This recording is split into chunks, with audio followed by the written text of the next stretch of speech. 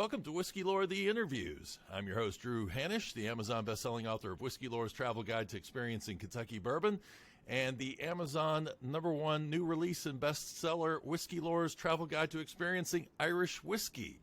And today, Irish whiskey is going to be our subject as we talk with Allan Dwyer from the Irish Whiskey Society of America with the brand new IZZY Awards.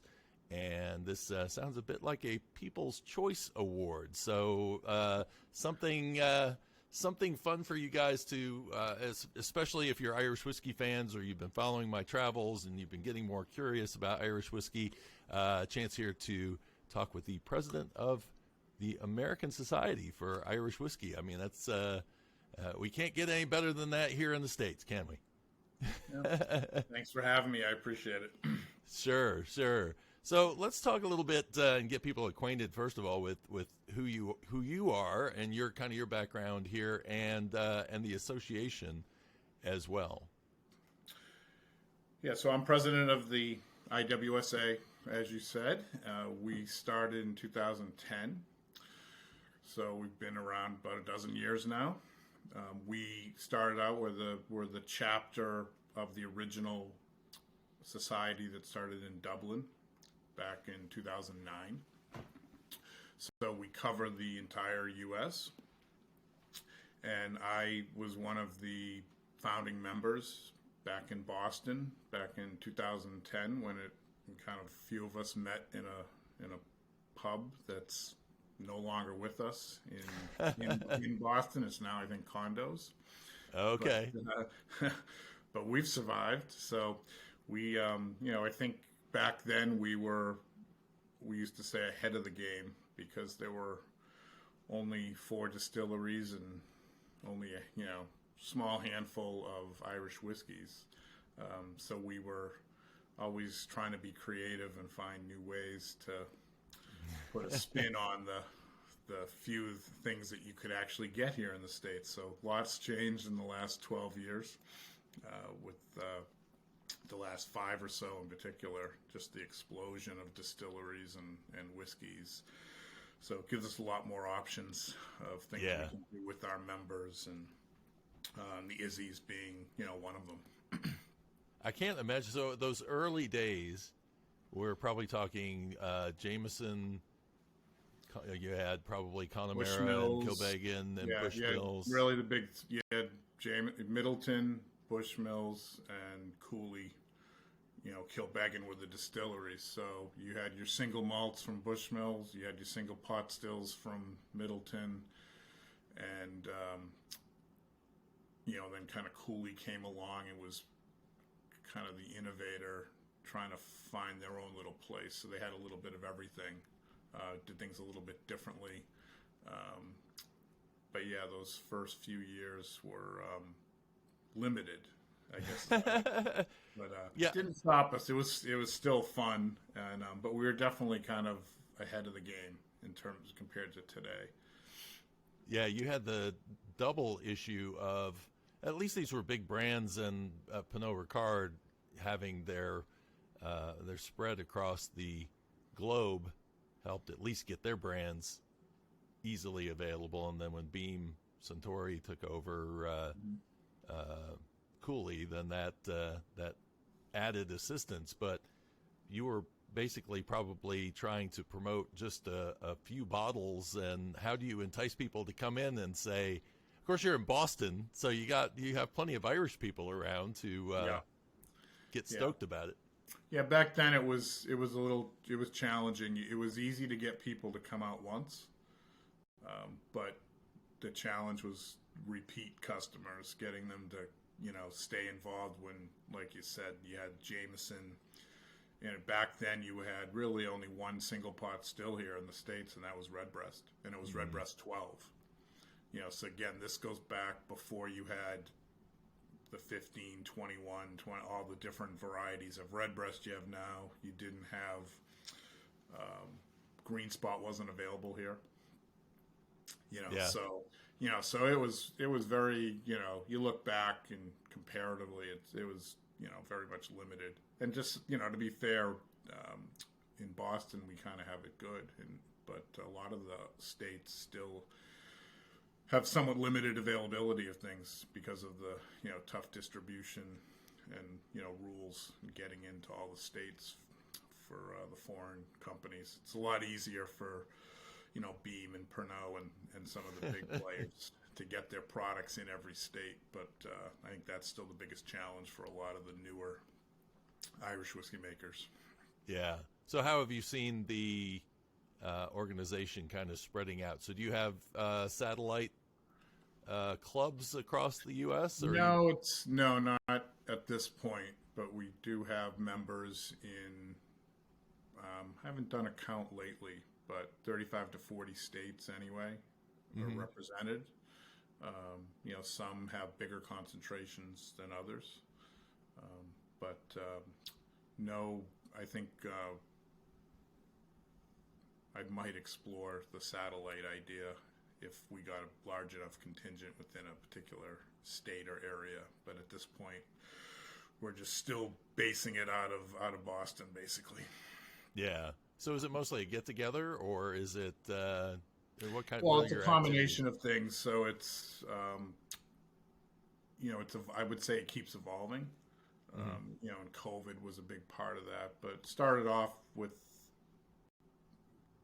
pub tastings, I would say, and then evolved into using the Zoom type technology, and so we could expand the tasting idea across the whole country. COVID kind of created a little bit of Zoom fatigue, I think, for some. But that was kind of a way to expand the reach so that everybody could kind of participate. But I think the other things that we do are things like bottlings. So we did a bottling this year, for example, to celebrate our anniversary. We have a cask at the Powers Court Distillery, so members can visit that, and down the road we'll be able to release that as a bottling for members. And we do virtual tastings throughout the year with the different distillers or whiskey providers that can get the whiskey in the hands of people. We have a big trip planned for May of next year, so that'll coincide with Whiskey Live Dublin. So those are kind of some of the highlights of what we do. It's all about trying to bring people together. I think that's why we started in the first place. Get together and share a whiskey. Yeah. So finding different ways to do that, whatever way you can, I guess.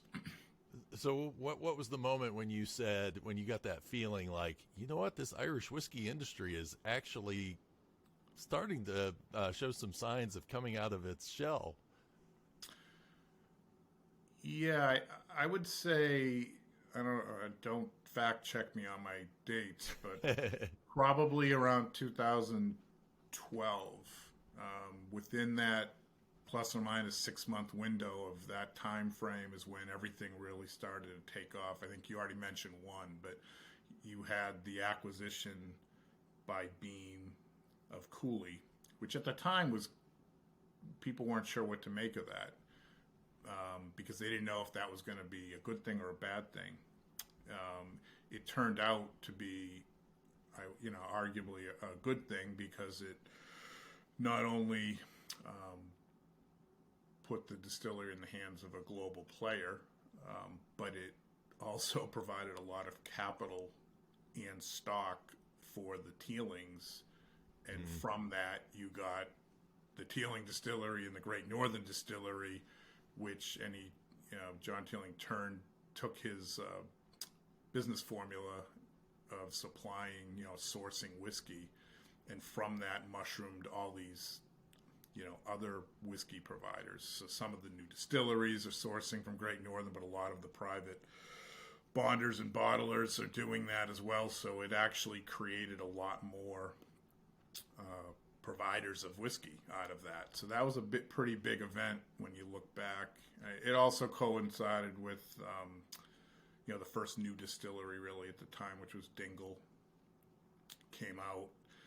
And then you had down in Middleton, they really started the push of the single pot still style. So again, you had, again, within 6 months plus or minus of all these events, you had the release of the Powers John's Lane, which was the first new single pot still.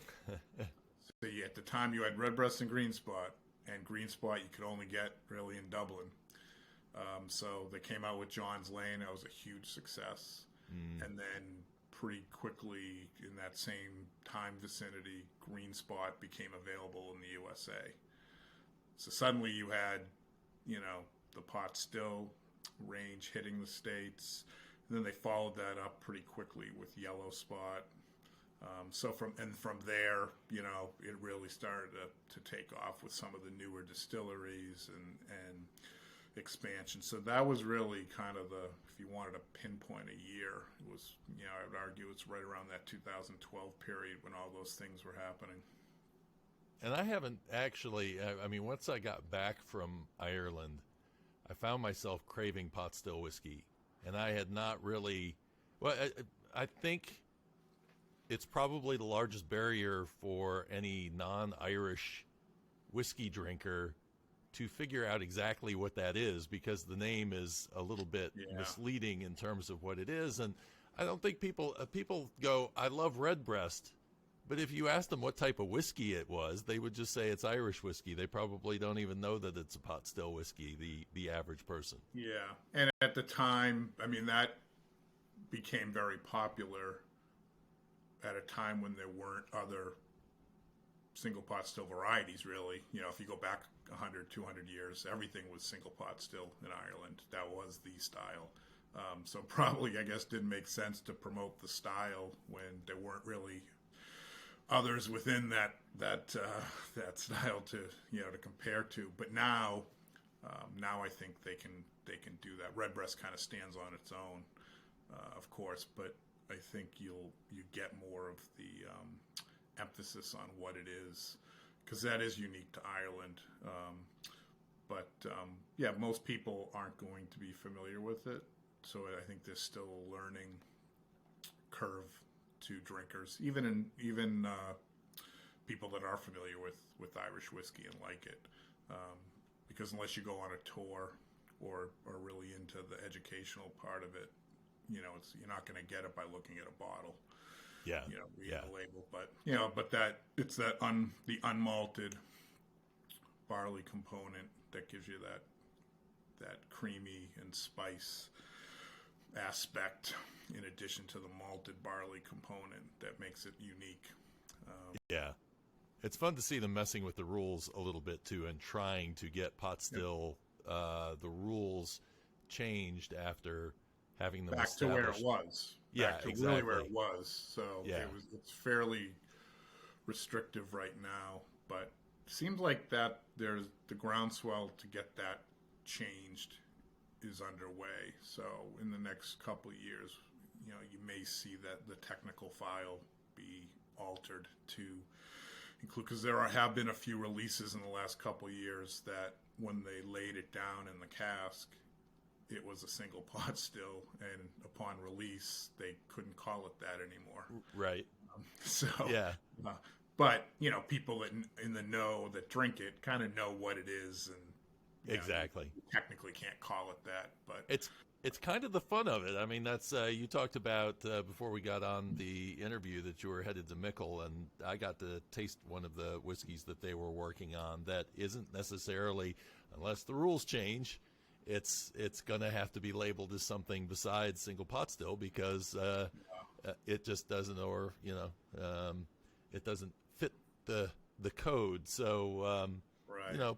But in the end, I think for us as whiskey drinkers, sometimes we maybe pay too much attention to the name on the label, and should be putting a little more focus on what the taste is. And I do this with Redbreast. That's a lot of people, because that's what they know. They'll say, "Oh, best Irish whiskey is Redbreast," and I go, "Well, I just came back from Ireland, And I had a lot of whiskeys that were younger than that I am just floored by, that I think once they get over here, people are going to just be amazed by the quality of the whiskey. Yeah, the next few years are going to be really interesting because, the last, let's say, 5 years, you've had all the new distilleries being built and they're laying down their stock, but there's only a handful that have actually released, young whiskey at this point, and a lot of it has been met very favorably. But over the next 3 to 5 years, you're going to have a whole another 10 that'll start releasing probably, plus the ones that already are, like a Dingle, are going to have more. They're going to actually have double-digit, potential age statement type stuff that they can release. So you're going to see, and what'll be interesting is people that have been drinking Irish whiskey for a long time, conditioned might not be the right word, but they're just used to drinking stuff from Middleton or single malt from Bushmills. So now you're going to have things that have a much different flavor profile potentially. We'll see. But there's different notes. You can already see it with some of the ones that have released stuff, that it's definitely unique, and some people take to it and some people don't. The newer drinkers, though, don't know any better. They're not like, oh, it doesn't taste like, Middleton, so I don't like it.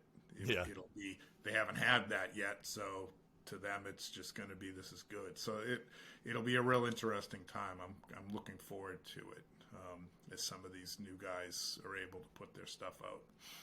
Have you seen that a bit in your own club when people are tasting and they're kind of like used to a traditional flavor and they're... Yeah, I think some people are, and everybody's different, right? But some people, I think, are looking for new, because it'll be kind of like, a lot of the stuff is sourced right now, so unless you're drinking a Middleton pot still or a Bushmill single malt, a lot of that stuff you're drinking is actually sourced, so it is similar. It's the same base spirit, maybe finished in, different wine casks or things like that, and there's a story and marketing behind it. But so I haven't had people say, can we do something that's not from, Middleton Great Northern, and that's nothing against them, but it's just they want to have something, So I did a tasting over the summer, and it was just the theme was specifically things that aren't sourced, so it was all the new players, so that was fun just to kind of see, so some of this stuff might only be 3-4 year old whiskey, but you can get a sense of this is what's coming. Yeah, like Busker's a good example of a distillery that is finally using its own juice, or that is using its own juice, and that they have tried to be 100% their own juice for the Busker brand. So, there's a number of them. So, Waterford's got their own stuff out, which people, I think, and you can see that's unique in that it's theirs. They've got they're really trying to do something different there. So that's, I think, been well received. But there's some others, Drumshambo, Dingle, that, cannot release something over the last year. So they're coming. Yeah. And I think most of them, people have been, pretty favorable. Sometimes you hear, oh, that's too young.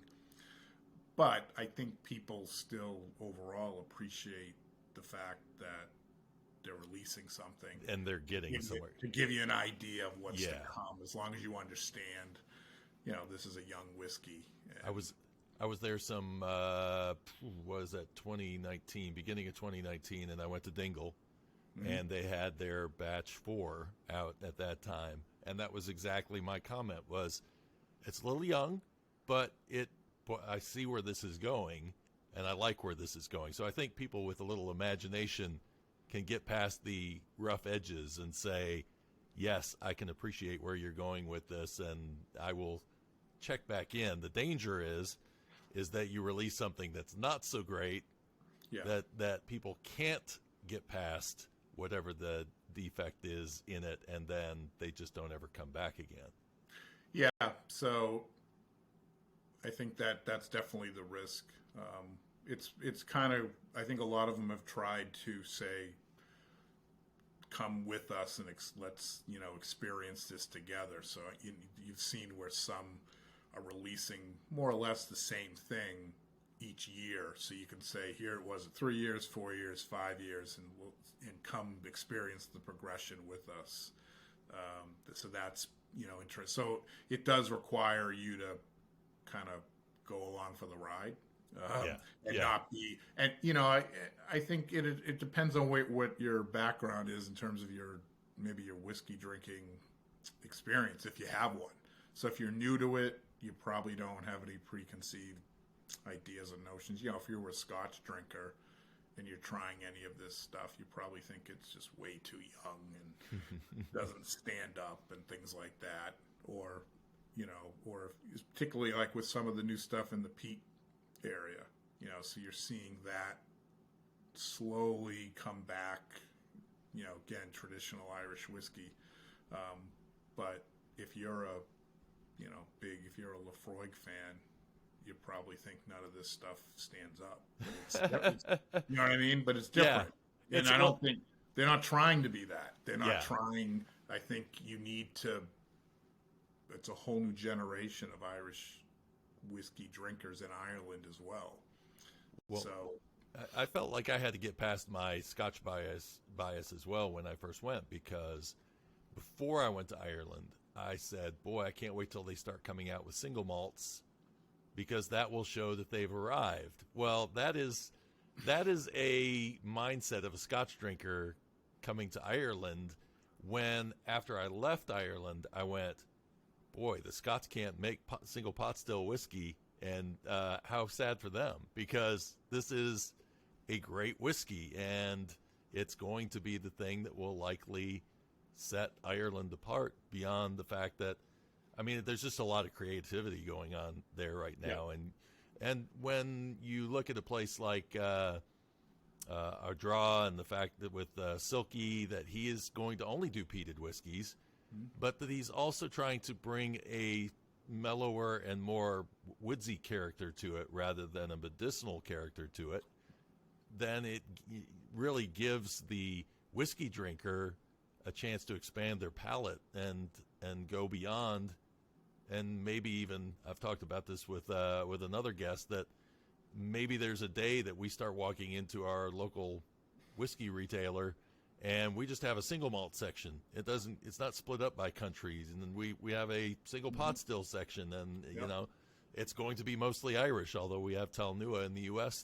that's making a single pot still. So, it's maybe it evolves that way.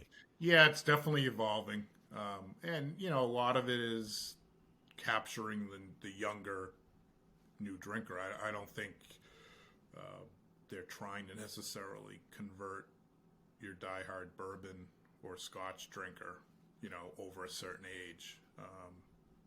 They'd love it if you came along, but that's probably not the target at this point.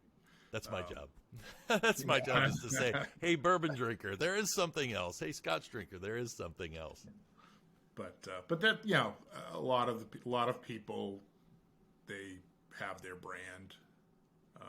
So for every person that wants to try everything that's new, you have the people that are tried and true to their brand. So that's fine.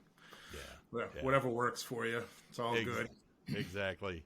So let's talk about the Irish Whiskey Society and these IZZY awards. So how did this come about? Because this is first annual, so I hear. Yeah, so this is our inaugural awards program. So, the idea of awards type programs is certainly not new, and there have been Irish whiskey awards going on in Ireland for several years. They're very good. I've attended them a few times.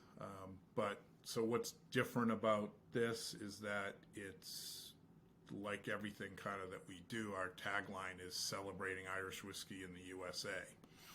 So we try to do everything with the USA and the American consumer in mind. So I think what's a little bit unique about the IZZYs, and that's just a play on the IWSA. Okay. So kind of like the Grammys and the Emmys, trying to, so what it is it's looking at Irish whiskeys that are available in the USA. So there are certainly newer stuff and things that have not come over here yet that technically are not really eligible. So the idea was, we've had this explosion from 4 to 40 plus distilleries over the last 5, 6, 7 years, and plenty of other private labels and bonders and bottlers. So with everything that's happening, it made sense to do it now. I think if we tried to do this, 5 years ago, it would have been, a showdown between Middleton and Bushmills. So now we are able to expand and have a lot of different categories, a lot of different potential contestants or nominees. So the timing felt right. And, I think part of it goes back to we're just trying to bring everyone together. So we can't always get together in person and share a whiskey, but we can do it through either virtual events or things like this. So part of the idea of this too was it's not about what I think, it's put it out there, let everybody, right now we're in the nomination phase. So, and we didn't limit it to IWSA members. So we put it out there to the overall community. So anybody can nominate. We're going to let anybody vote. Very nice. I guess the only restriction is, and can't really police it per se, but we're trying to restrict it to American or people residing in the U.S. You don't have to be a citizen per se, but so U.S. based, 21 year plus. That way, we're not getting the brand ambassadors in Ireland voting for their own product. Not that they would do that. They wouldn't do that. So part of it is, let I think you said up front, try to let the people decide. And because it's really about, what's your favorite is kind of how we framed it with the various categories that we have, so, just starting with the 4 styles. So what's your favorite single grain, favorite single malt, favorite single pot still, favorite blend. And then from there, we can do now what, favorite peated expression, which there are plenty now to choose from. We've got favorite Irish cream liqueur, favorite distillery, favorite pub in the States, Irish pub. And then we kind of broke it down a little bit further to not limiting it to style. We did, favorite everyday drinker, kind of did a price breakdown. So, 30 cut off $35 and under, premium up to 100, and then super premium over 100. To kind of give everybody kind of a fair shot, so you weren't necessarily going up against, Redbreast 27 or something like that. So, so we've got 13 categories in all. So I think we tried to cover the full spectrum of what's out there. And I looked at the list, and actually, as I was cruising down through it, I was thinking there was a category, and I was going, a single malt, and I was like, no Limavady, and then I went down the list, and then it was in another category. There we go. Yeah, that was new. So the challenge was, and again, it'll evolve. We'll figure it out, but you obviously can't list every single whiskey in every category. So we tried to again, U.S. based, so what has distribution and is available here first and foremost. But if you weren't listed in every category, we tried to make sure everybody was at least listed once. And we gave, again, we're in the nomination phase. Everything has a write-in component. So part of it was to list 6 or 7 to give people an easy way, so it didn't take you all day. It takes about 2 minutes to fill out the ballot. Yeah. But if you felt strongly and Limavady was your favorite single malt, you can easily just click that button and write it in. So we've gotten plenty of write-ins, so that's been good too. So yeah. Well, it stretches you too, and it also shows you what is available across the states, because I think that's I'm in a control state, so we get what we get. But then I go to Kentucky, and I'm like, wow, look at all of this Scotch and Irish whiskey I can afford. Yeah, so some states definitely have much more allocation than others for Irish whiskey as well. But so we kind of knew that was going to play a little bit of a role, because California, for example, gets quite a bit, more than most actually. I would say arguably they probably get a wider selection than most. And some of the challenges, I do a thing called bracketology every December through March, and it's basically 128 nominated whiskeys get put into brackets and then voted on all the way down to the winner. Redbreast is almost always in the final 4 every time.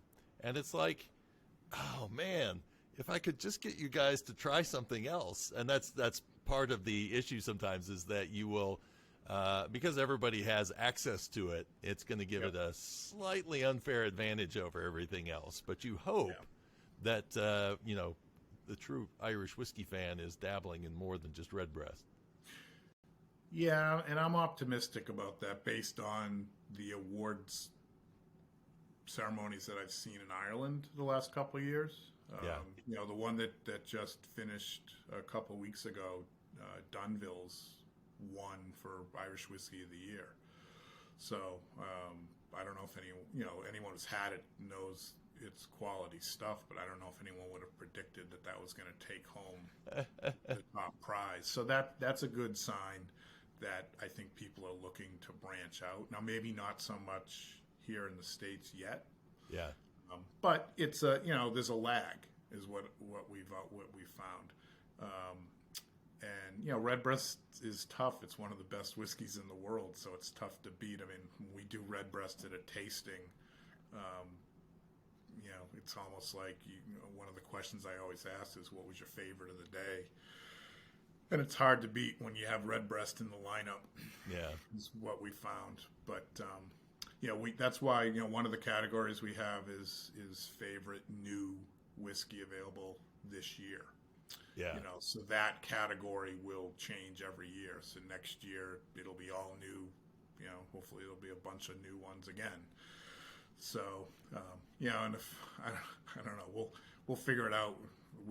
We have creative license, I suppose. If we find that a particular whiskey's winning every single year, maybe we'll just retire it and put it in the Hall of Fame, and that way we can try to expand people a little bit so it doesn't become boring.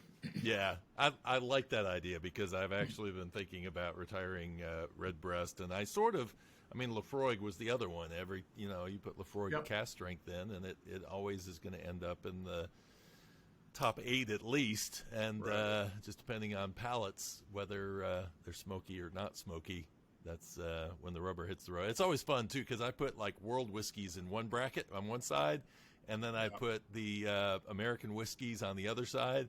So that last matchup is always like a bourbon against Irish or against the Scotch, and it's like I haven't had that duel through the entire bracket, so kind of helps. Yeah, no, they're fun. So I'm looking forward to seeing how this all plays out. So we've got a few days left in the nomination process, and then we'll put the top 3 will be part of the final ballot that goes out in the next couple weeks, and that'll run for about a month, and then we'll announce the winners, after the new year. So. Very nice. Well, I'll put a link below on the YouTube video for people who want to click in and nominate. You'll have a very short period of time to do it, but it is your chance to get in. Yeah, and then once if you don't get into the nomination phase, certainly we're going to look for everybody to kind of come back and do it again, for the actual vote. So it's your chance to, say and let the debating begin about what your favorite Irish whiskey is. So hopefully there will be some good debate and discussion about it, and so we'll look.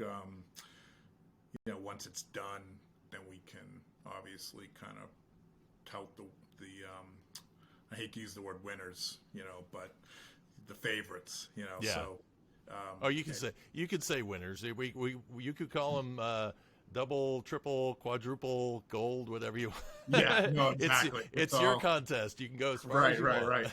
Yeah. Well, it's like, you hate to be that old thing. Oh, they're all winners. It's just nice to be nominated, right? But but it'll be fun because it's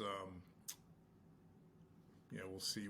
I'm curious to see what people like, and then how it evolves maybe year to year. So how will you handle it on the voting side? Is it like just a small group of people that will get together and actually do the final tastings on those whiskeys? No, it's not a tasting it's unlike, say, the Irish Whiskey Awards, where they bring in a panel and blind sample. It's not going to be that. This is a purely vote. Okay. So people vote. It's like a typical presidential type election. We're in the primary phase now, and then we'll get the final nominees, and then it'll just be a popular vote. Okay, and then the popular vote will be just the Irish Whiskey Society, or will it be? No, it'll be open to everybody. Public. Okay, good. Yeah, well, we definitely want to post that. So we'll be reposting the final ballot with the top 3 nominees in each category, and with a new link, back to our website at Irish Whiskey USA. Yeah. And then, and then from there we'll just do, the typical social media posts and things like that, touting what the results were. Yeah.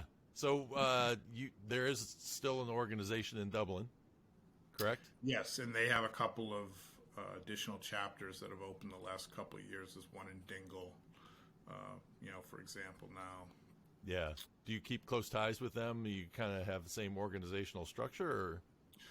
We operate a little bit differently, just because one of the things we learned, I think, early on when we first started, it was only about a year after the Dublin chapter, and we modeled ourselves in a similar fashion, which worked for a couple of years. But I think what we found was, with some of the limitations of what was available here, and a bigger aspect was one, our size of the country.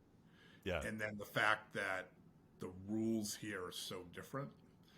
So, for example, in Dublin, they could do a monthly tasting, and they were turning people away, and they had all of the big players there that could provide them whiskey, provide them a venue, whereas here we didn't have any of that. You had limited supply. You couldn't, in order to serve whiskey, you had to serve food, and you had just all kinds of rules and regulations, and you can't, and what we found pretty quickly was, with our various travels back and forth to Ireland, we had better Irish whiskey inventory than most pubs. Oh, wow. And stores. Yeah. So it's kind of like, how many times can you do a tasting in a pub when they only have Jameson, Powers, Paddy's, Bushmills kind of thing. Yeah.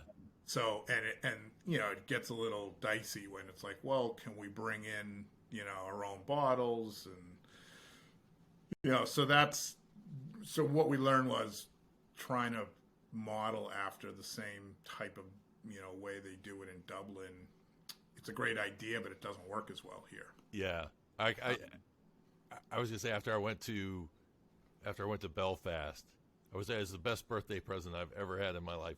I go to Belfast and I am there. McConnell's was doing a unveiling of their sherry cask finish, and afterwards there was a meeting of the Belfast Whiskey Club, and they're like, "Oh, come on up."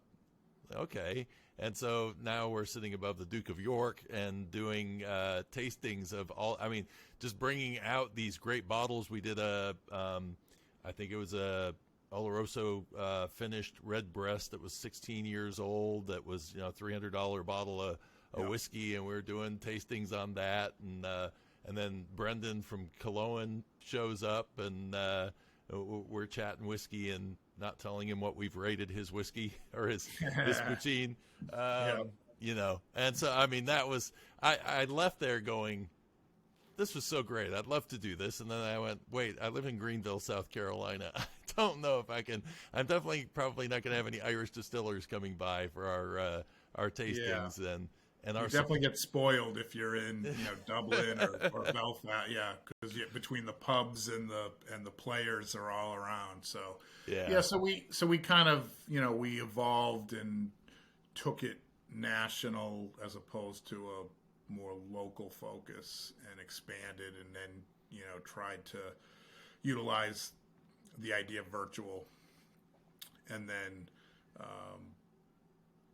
have the players that could bring whiskey and distribute to the States, and that's expanding as well.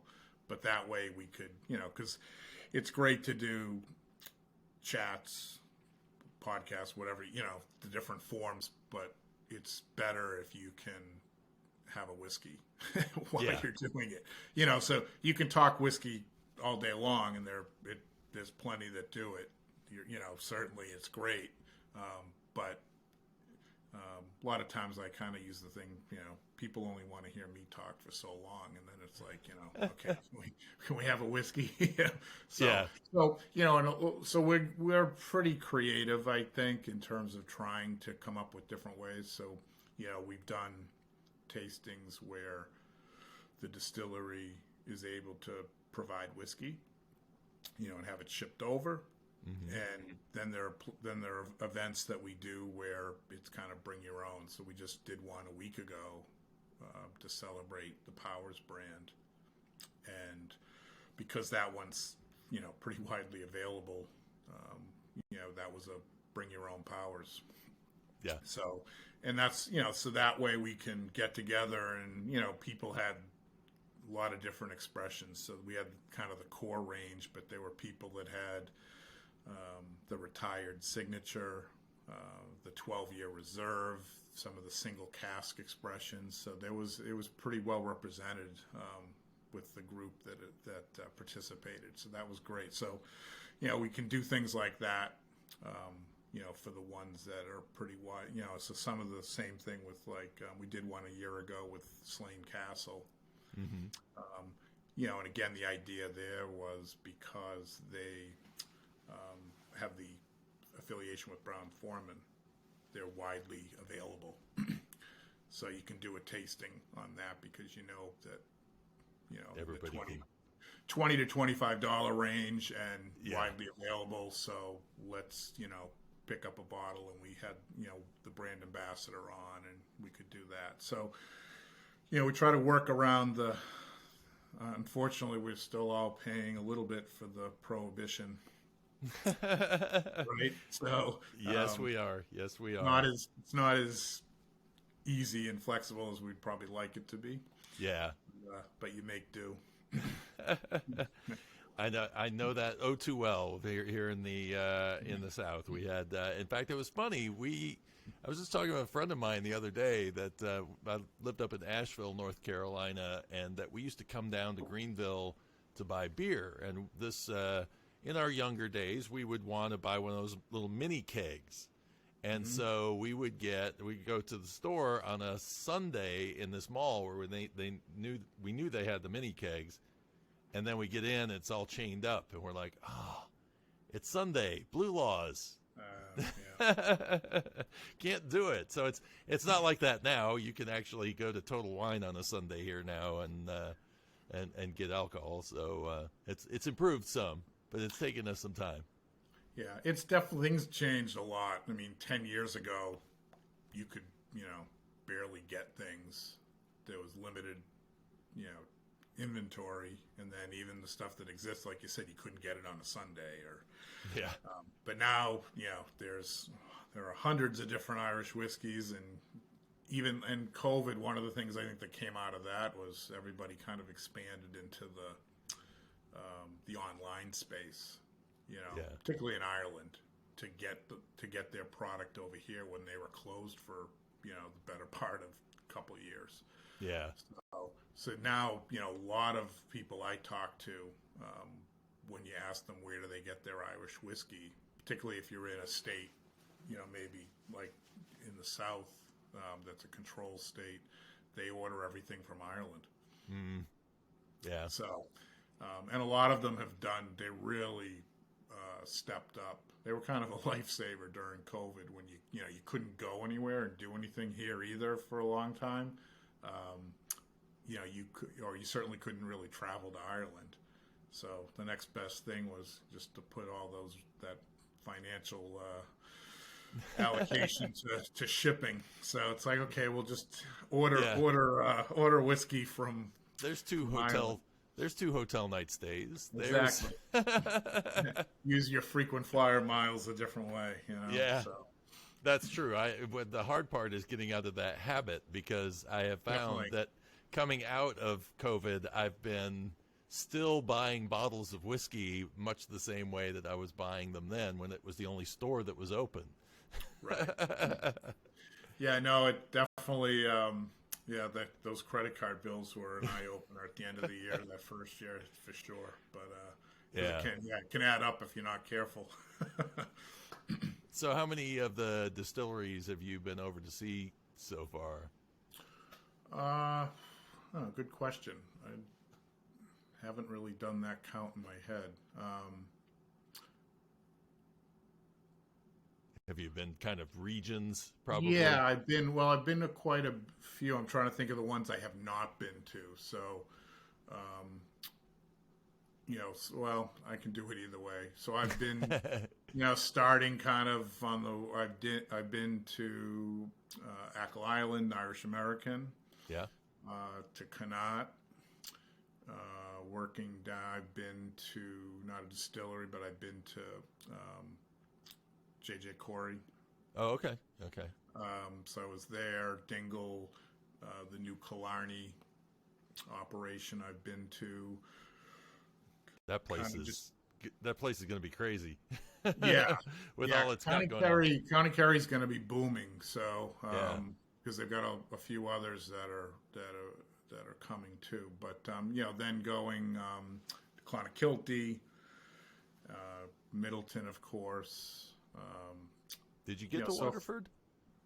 No. So a few that I have not been to that are kind of on the list. Waterford would be one.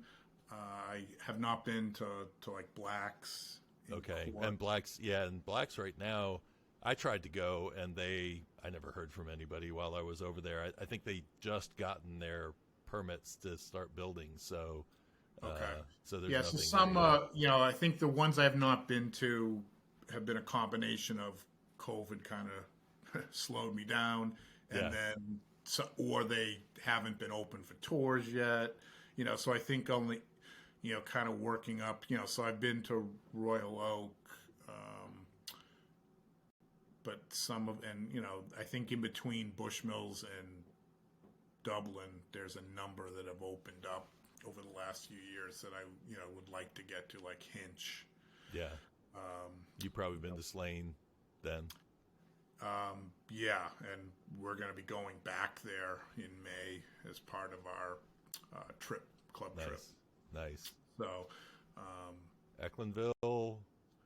No. So I think the ones that are kind of, and I'm probably going to do that my next trip to Dublin in the spring, where I'm going to go early and and go to Belfast and kind of see some of those. So, Powers Court, certainly we have a cask. So we have a society cask at Powers Court, so that'll be part of our trip as well. And that's a beautiful site.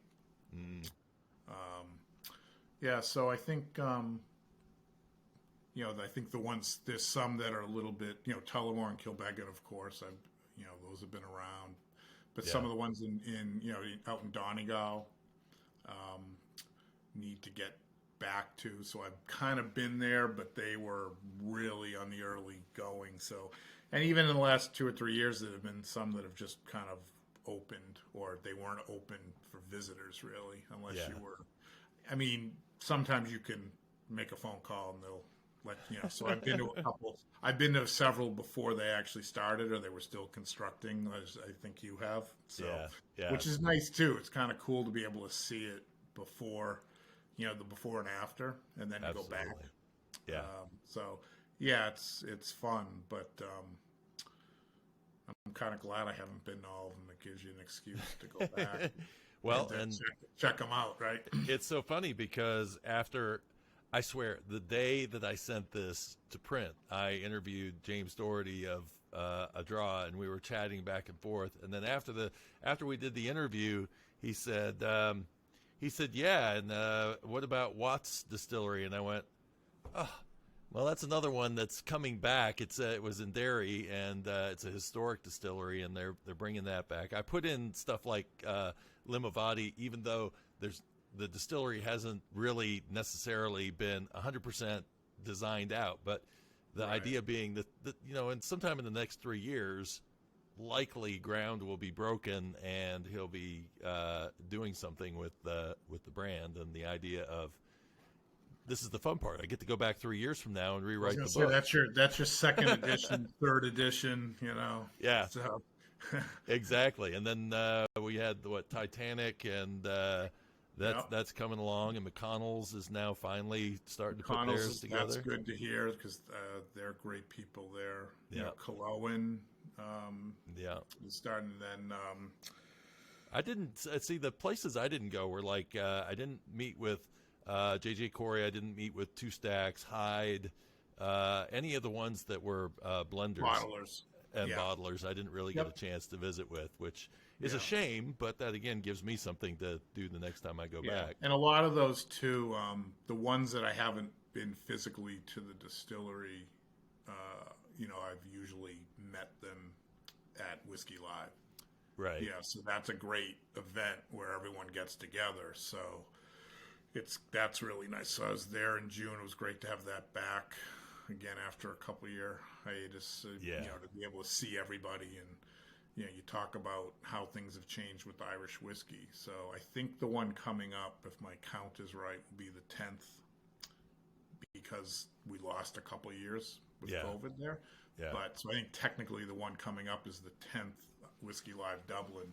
But the first one was in the Mansion House, and there were, I don't know, a dozen exhibitors. The old thing we always bring up is Bushmills wasn't even there. Wow. So, it was a great event too, don't get me wrong, but the one that they just held in June had 110 exhibitors. Wow, yeah. So it's just, amazing how it's taken off. So that just shows you, in less than a 10-year period, how much it's changed. Yeah. Where now it went from, a session to now it's 4 sessions, and even if, they don't let you go to all of them, but even if you could, you still can't get to all of it. So it's a challenge now. You really have to map out and strategize to who you want to talk to and meet, because you start talking to people and you lose track of time, and then before you know it, it's like, oh, I didn't get to those 6 places. So, like you said, it gives you a reason to go back. But. Exactly. Well, Belfast Whiskey Week, I was looking at the agenda for them, and it's like 7 days of just nothing but distilleries, and it's like, wow. I mean, it is. I did my trip in 3.5 weeks, and you're basically condensing it all down into a week. Yeah. with no driving, so that makes it a little bit Yeah. easier. But Right. still, yeah. Well, fantastic. So you're about to head back, actually. Yes. So this is a family trip, and we lost the 2020 week that we had. So this is kind of the makeup week. So luckily we didn't lose it, but we've got to kind of use it. So so we used our 22 week earlier in the summer and decided, you know what, we haven't been during the holiday season, and kind of go back and check out the Christmas markets in on the west. Galway and Killarney both have Christmas markets, so that'll be fun to do, and we'll sneak in some distilleries and things while we're at it. Yeah, nice.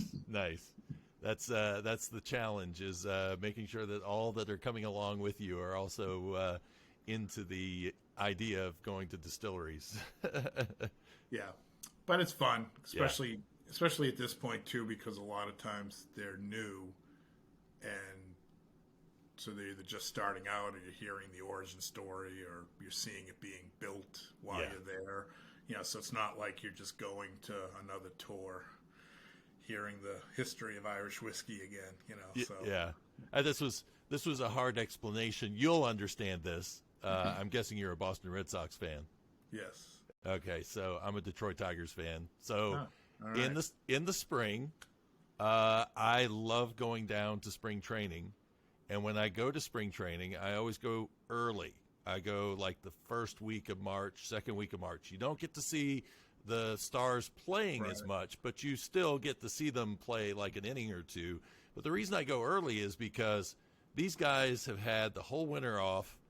They've kind of been jonesing to get back to playing baseball again, and they haven't been in touch with the fans for a while, so they kind of are more welcoming. And there's a freshness and a renewal that you feel from that. I'm explaining this to an Irish whiskey distiller over there about my experience with spring training, and he's like, okay, it's like preseason is what we're doing. So, but the whole idea, I said, is that you want to go there when everybody's excited to see you. And that is what Ireland and the whiskey industry feels like right now. It's like everybody loves seeing you come in the door because it's all fresh and new. Yep. Yeah. Yeah, and they're getting feedback because they're I want to say figuring it out, but in a lot of ways they're trying new things. Like you said, they're being very creative with the whiskey making. I think some of them are trying to be creative with the distillery experiences. So a lot of them are pretty cool. Some of the things that they're doing. Yeah.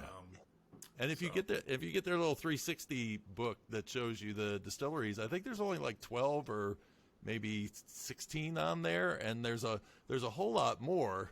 And so that shows you again how quick. I mean, I've been working on a book for Tennessee, and Tennessee is very much going through the same thing. It's like in 2010, there were only 3 distilleries, and then all of a sudden now there's over 40. So that explosion. But you see them kind of finding their sea legs, so to speak, where their neighbor Kentucky is really well established. They've had a Kentucky bourbon trail forever.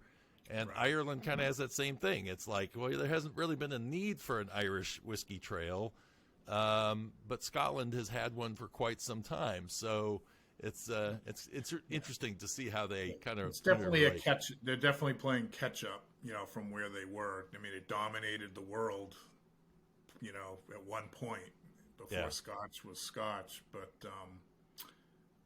they definitely have the momentum now. But it's interesting because that's been part of it, especially with our society here, trying to, people said, oh, well, you're competing with the Scotch drinker.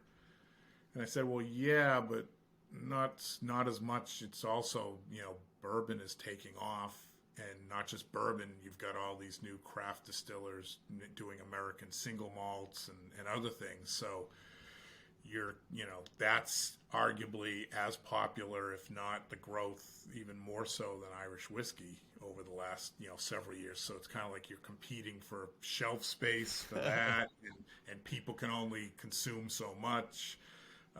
So it's, and so it's hard enough. You're not going to maybe convert the Scotch drinker, but then you've got all the new American whiskey drinkers too, that it's kind of like, oh, you want me to drink Irish too?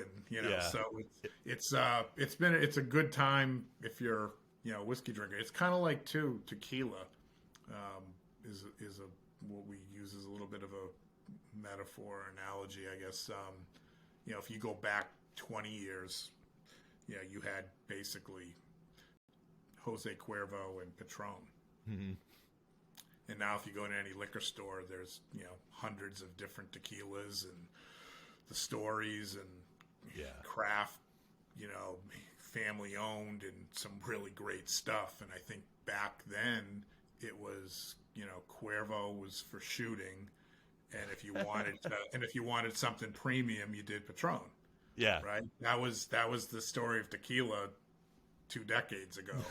So, so I think but now look where it is. So I think you can kind of look to that and say, okay, that's not quite, but Irish whiskey started off, with Pernod putting all their resources into Jameson, and it kind of became the young bar drink of choice.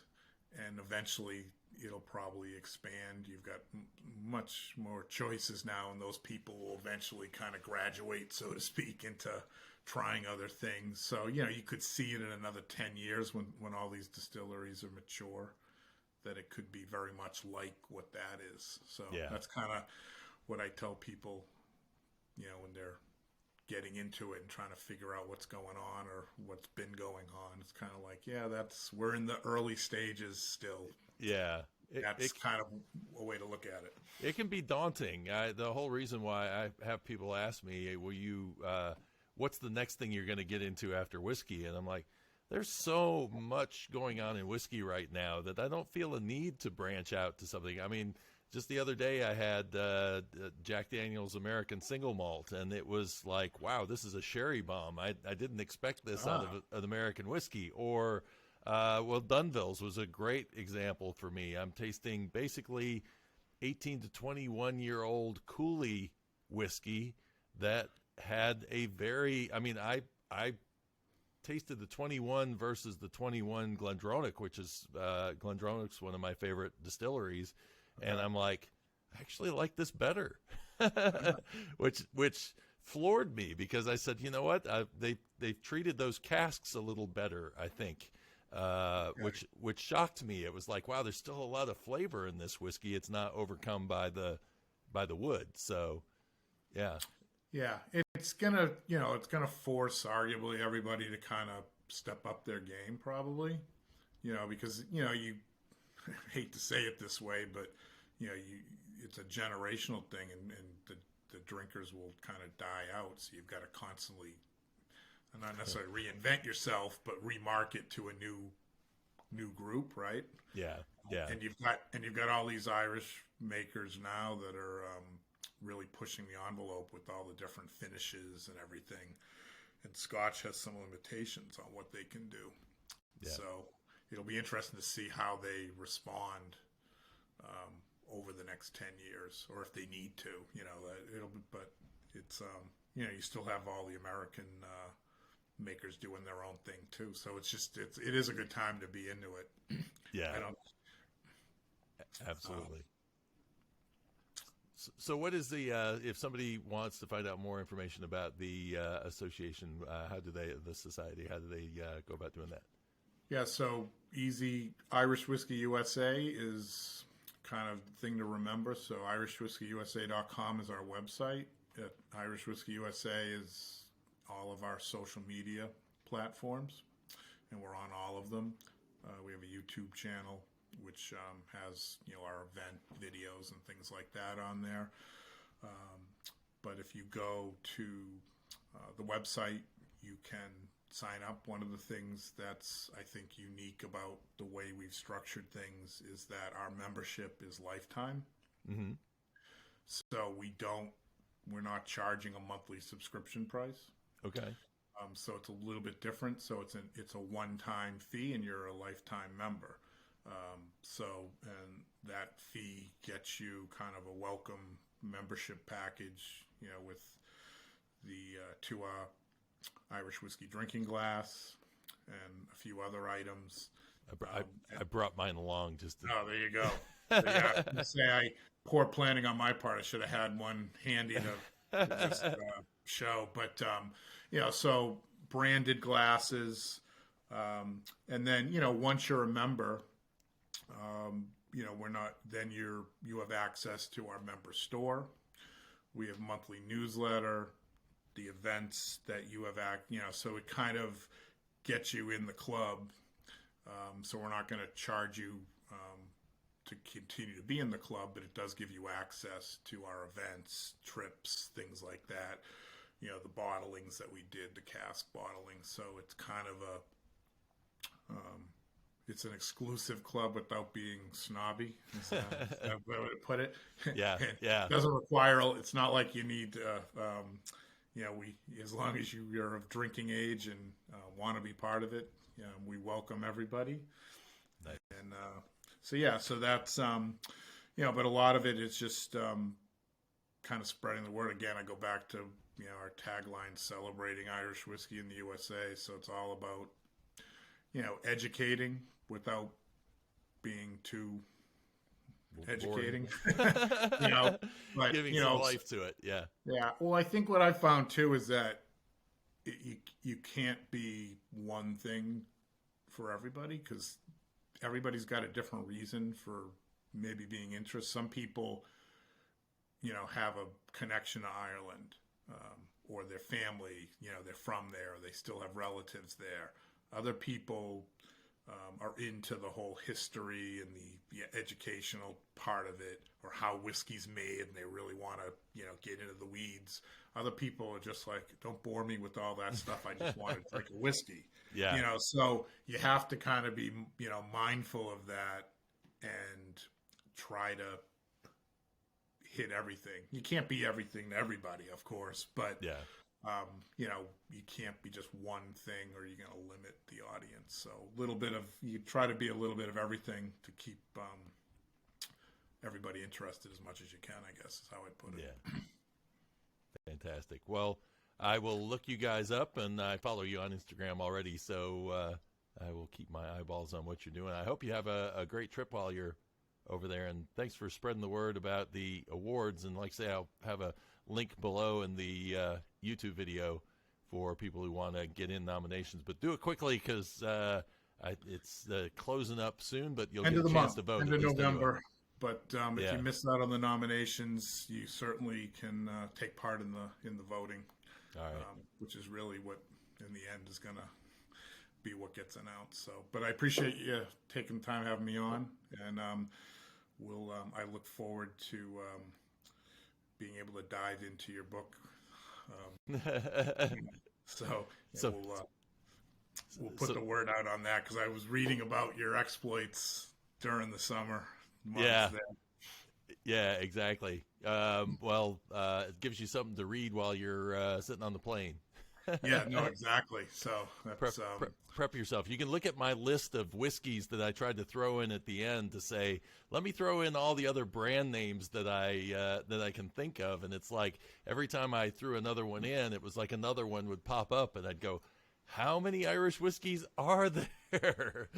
Yeah, I was going to say, one of your biggest challenges is probably trying to come up with the timing to release the thing, because every day you wait, something else is happening. So exactly, that's the challenge. But exactly. Well, we'll have fun watching it grow. That's for sure. Yeah, definitely. All right, Allan. Well, thank you so much for taking the time today. I appreciate you coming on. All right. Well, have a good night. Thank you. You too.